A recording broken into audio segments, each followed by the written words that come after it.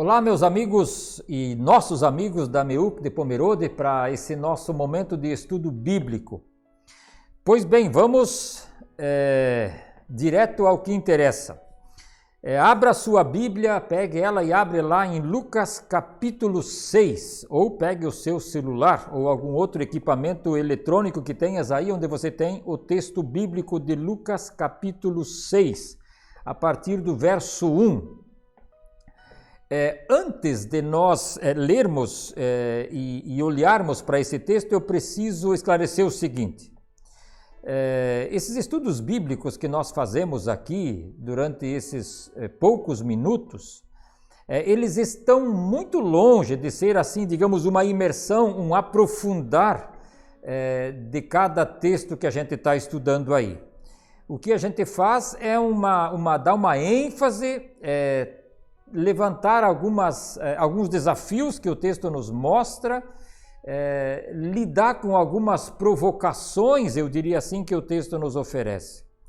É isso que a gente está pensando em fazer, que é a intenção de fazer, que o texto nos motive, nos provoque, nos inquiete, a bem da verdade, para que talvez lá no nosso silêncio a gente consiga então lidar com mais vagar, cada um aí no seu cantinho. Tá ok? Então vamos ao texto então. Lucas capítulo 6, a partir do verso 1. Ali nós lemos o seguinte. Eu vou ler os primeiros versos apenas, para a gente tratar disso aí um pouquinho. Certo sábado, enquanto Jesus passava pelas lavouras de cereal, seus discípulos começaram a colher e a debulhar espigas com as mãos. Nós aqui falamos cachos de trigo, né? Espigas com as mãos, comendo os grãos. Alguns fariseus perguntaram: por que vocês estão fazendo o que não é permitido no sábado? Jesus respondeu: vocês nunca leram o que fez Davi quando ele e seus companheiros estavam com fome? Entrou na casa de Deus, tomando os pães da presença, comeu o que apenas aos sacerdotes era permitido comer e o deu também aos seus companheiros. E aí o texto continua quando Jesus então usou esse argumento ali do rei Davi. Jesus estava naquele momento em plena atividade ali. Eu preciso ler ainda um outro texto aí ao lado, Lucas 7, 22 e 23, para que a gente tenha essa clareza ou a clareza das atividades de Jesus naqueles dias. Lucas 7, 22 e 23, nós lemos o seguinte, que Jesus manda esse recado para o João Batista: voltem e digam a João. Jesus está dizendo para algumas pessoas irem falar para o João Batista, que estava preso naquele momento, digam o que vocês viram e ouviram. Os cegos veem, os aleijados andam, os leprosos são purificados, os surdos ouvem, os mortos são ressuscitados e as boas novas, o Evangelho, são pregadas aos pobres. E feliz é aquele que não se escandaliza por minha causa. Eu digo isso por quê? Porque Jesus estava, eu já disse há pouco, em franca atividade ali no seu trabalho, e é o que o texto nos diz. Enquanto Jesus passeava ou passava pelas lavouras, os seus discípulos colheram alguns cachos de trigo, debulharam com as mãos e comeram aquele trigo. E aí do outro lado tinha o time, o partido político, era um partido religioso dos fariseus. Eles eram talvez o partido mais zeloso, o partido mais destacado, partido religioso, tá ok? Lá de Israel. Talvez os mais influentes também. O detalhe fica por conta do seguinte: esses fariseus, isso aconteceu há muitos séculos antes, eles, ao lado da lei de Deus, eles haviam criado um outro código de leis, por assim dizer, para que essas leis dessem, digamos assim, proteção à lei de Deus. E em função dessa lei eles viviam, ou dessas leis, eram 613. E a maioria dessas leis, elas eram de cunho proibitivo, proibição. Então, na verdade, eles não viviam em função da lei de Deus, mas eles viviam em função da lei que eles criaram como que para salvaguardar ou proteger a lei de Deus. Esses fariseus, a bem da verdade, eles eram um espinho na carne para Jesus. Por quê? Porque eles viviam enchendo as paciências de Jesus, eles viviam botando minhocas no ministério do Senhor Jesus. Mas verdade também é que Jesus também era um problema para eles. Na verdade, um problemão. Jesus tirava eles da zona de conforto, porque eles se sentiam seguros na religião deles. E Jesus, por assim dizer, ele cutucava a onça com vara curta, e Jesus não deixava barato. Então ele pegava no pé deles, mostrava o ponto fraco deles e as incongruências, as inconsistências do código legal e da religiosidade deles. E conforme o texto que nós lemos, era um sábado. Bom, nós sabemos, isso está lá no Antigo Testamento, no livro do Êxodo, é lei de Deus de que o sábado era dia de descanso, era dia também de cultuar a Deus. E por isso não era dia de trabalho, era um dia de priorizar a vida espiritual, a vida religiosa, a vida com Deus.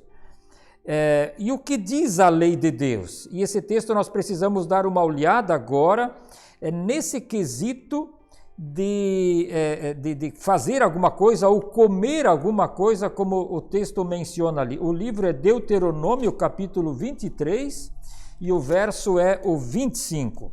Em Deuteronômio 23, 25, nós lemos o seguinte, deixa eu ver aqui. Se entrarem na plantação de trigo do seu próximo, poderão apanhar espigas com as mãos, mas nunca usem foice para ceifar o trigo do seu próximo. O que o texto está dizendo é o seguinte: se você está andando e se você sentir fome, e onde você está passando tem uma plantação de trigos, então você pode entrar naquela plantação, e isso não seria considerado roubo, e você pode colher com as mãos alguns cachos ou espigas de trigo, debulhar isso na sua mão, tirar naturalmente a palha, o capinzinho do trigo ali e comer os grãos. Isso era permitido. Então isso fazia parte da lei deles. A gente tem que considerar uma coisa muito simples. Eles não tinham bares, restaurantes, estradas com toda essa coisa de lojinhas de conveniência nas estradas como temos em nosso tempo. Então o que tinha ali era uma necessidade, ou eram necessidades pontuais, e isso era, a lei de Deus já previa isso. Então a resposta de Jesus para eles é com um argumento que temos lá em 1 Samuel 21, quando Davi, que na ocasião nem rei ainda era em Israel, o Davi tinha comido alguns pães que um sacerdote numa cidade chamada de Nob, o sacerdote Aimeleque, o sacerdote havia entregue a uns pães, que eram uns pães da presença, nós lemos ali. Esses pães ficavam lá no templo ou no local de culto deles, como uma simbologia. E quem podia comer esses pães eram somente os sacerdotes. Então Jesus diz: pois bem, se o rei Davi, que na época nem rei ainda era, se ele comeu daqueles pães e isso não foi considerado uma ofensa, então por que é que os meus discípulos não podem, para matar a fome, comer aquilo ali? O que a gente tem aqui? É que esses fariseus, eles não estavam preocupados com a observância da lei, com o correto observar e viver a lei. Eles estavam preocupados em apenas cuidar do seu zelo religioso e pegar no pé de Jesus. Quer ver só? Olha o que diz no verso 6 do nosso texto aí. No outro sábado, Jesus entrou na sinagoga e começou a ensinar. Estava ali um homem cuja mão direita era atrofiada. E agora vem o 7, observa só. Os fariseus e os mestres da lei estavam procurando um motivo para acusar Jesus. Ou seja, enquanto Jesus está desempenhando o seu ministério, fazendo aquilo que ele veio para fazer, os fariseus e os mestres da lei estão procurando motivos para acusar Jesus. Tem em Oséias, capítulo 6, verso 6, uma colocação muito interessante. ali diz que Deus quer misericórdia e não apenas sacrifícios. Esses fariseus, e infelizmente continua tendo essa pegada ainda hoje na vida de muitas pessoas elas são fiéis a um pacto religioso, a uma instituição religiosa, a práticas religiosas, a hábitos religiosos. E aí já o profeta Oséias disse que Deus está mais interessado numa vida de misericórdia do que numa observação rígida de leis e que muitas vezes joga a misericórdia de lado.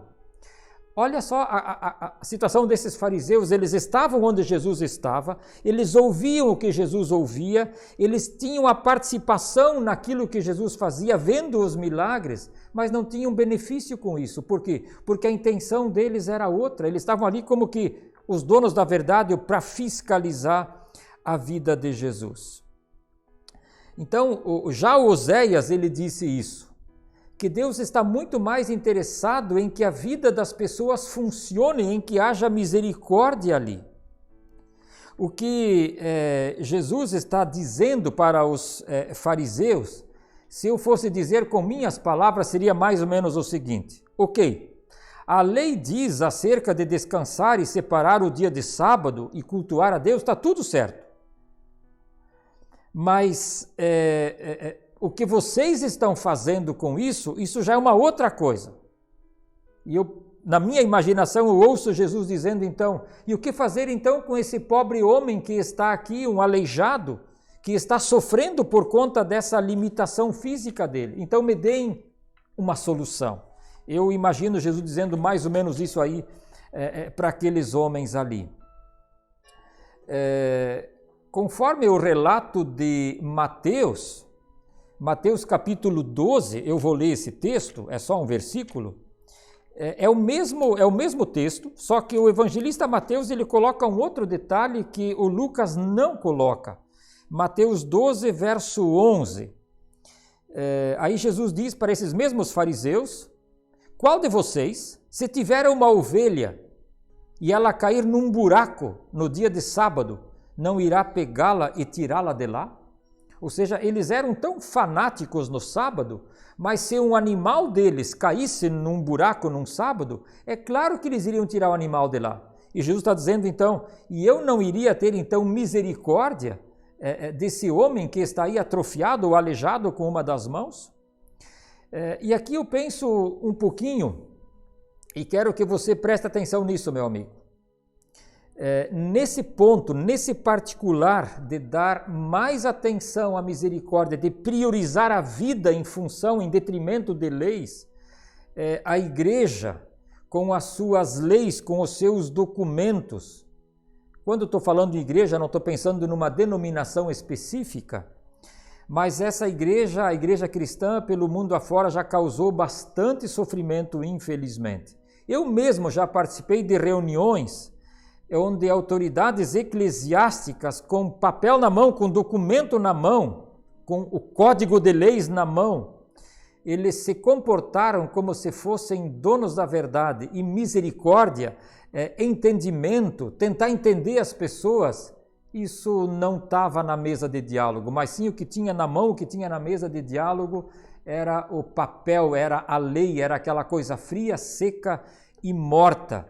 E não é isso que agrada a Deus. Deus diz: eu prefiro misericórdia, eu quero misericórdia, já disse lá o profeta Oséias.